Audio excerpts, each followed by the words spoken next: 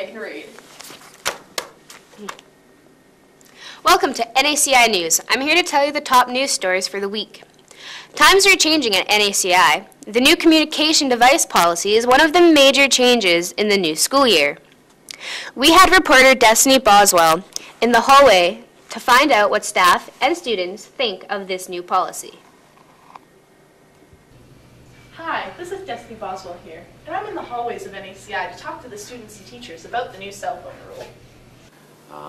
The old policy had been made many years ago, and things have changed drastically since then. Cell phones are just everywhere, and it does seem a little strange to have the school a zone where the cell phones aren't there at all. I like the new rule the new cell phone rule, because you don't have to sneak around during your breaks or lunch to be able to use your cell phone. For me, it has definitely changed my methods of teaching. It allows the use of various apps that students can use by having access to the web via a mobile device or a cell phone. I've tried a few different apps. It provides some flexibility with how you present and how students learn. So I'm excited about the new policy, and I've tried my best to make it work in my classroom. I think I work in class better now that I don't have to pull out my phone and text someone that I was talking to before, because I can just do it during break. We as a division and the schools decided to change the policy because times were changing in terms of what the devices could do. Laptops, iPods, cell phones, everything could be used as a device to do research and to do schoolwork, and a lot of coursework was requiring people to use laptops and to do research, so we felt there was a bit of a need to change that. And we also felt that give the students a chance to prove themselves and use their technologies appropriately in appropriate ways on their own time, and we decided to loosen up our policy a little bit on that one.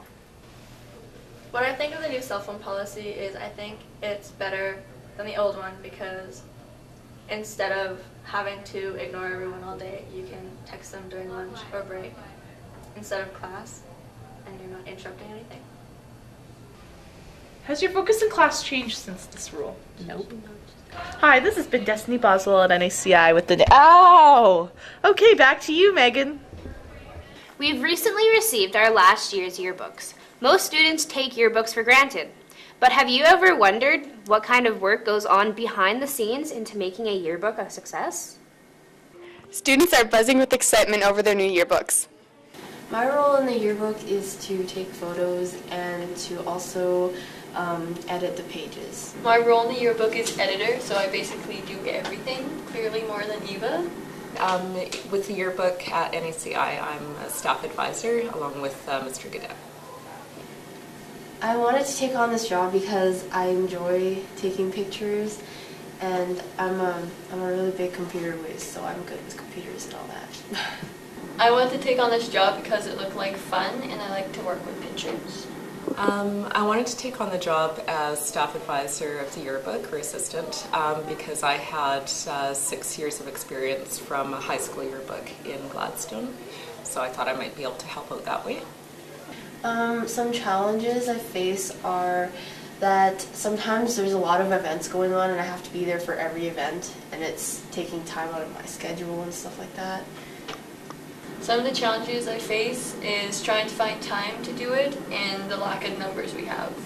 Some of the challenges that I would face as staff advisor is just making sure that we're getting pictures of all of the events, and making sure that we're getting all of the students represented in the yearbook. Some students are a little bit camera shy, and so trying to make sure that we get the best possible pictures of them, and just making sure that we cover all of the events and that we are accurate in our coverage. I'm sort of happy on how last year's yearbook turned out. I mean, I liked the inside, but then the cover was sort of ruined, so. Yes, I'm happy of how last year's yearbook turned out because it was my first one, so it was good. Yes, I'm really happy with how last year's yearbook turned out. The girls that were working on it did an incredible job, and it was a learning experience for all of them, and I know that next year's yearbook is going to be even better. In 1 year, I put in about, I think last year we got around 75 hours. Last year, I put in about 80 hours. I would say that probably in the neighborhood of like 20 to 30 hours, you know.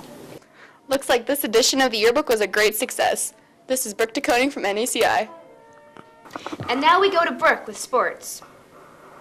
In sporting news, the NACI Tigers hockey team traveled to Brandon on the weekend. They played in the biggest high school hockey tournament in Canada. 24 teams played 57 games over 4 days. The top 5 teams in the Westman League were there, including our own defending champions, the NACI Tigers. The Tigers found no shame in being the consolation runners-up in Victorian Division. The squad ended the event with a hard-fought 4-3 shootout loss to the John Taylor Pipers. The next home action for the team will be on Wednesday against Hamiota and again on Friday when the Tigers take on Elton. In basketball action, the girls and senior boys teams traveled to Souris on Monday to play their first games of the season.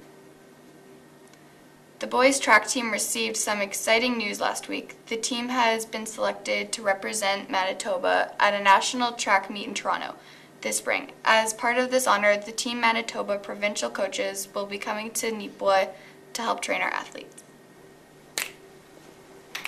This has been NACI's newscast for the week. Thanks for watching and keep it groovy.